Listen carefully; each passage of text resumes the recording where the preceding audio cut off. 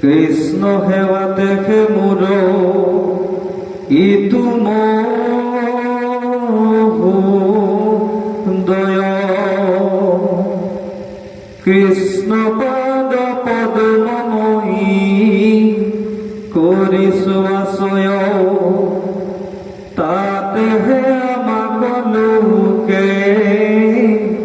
ঈশ্বৰে বোলায় মোৰ ঈশ্বদেৱ দেৱ দৈৱ গীত নয়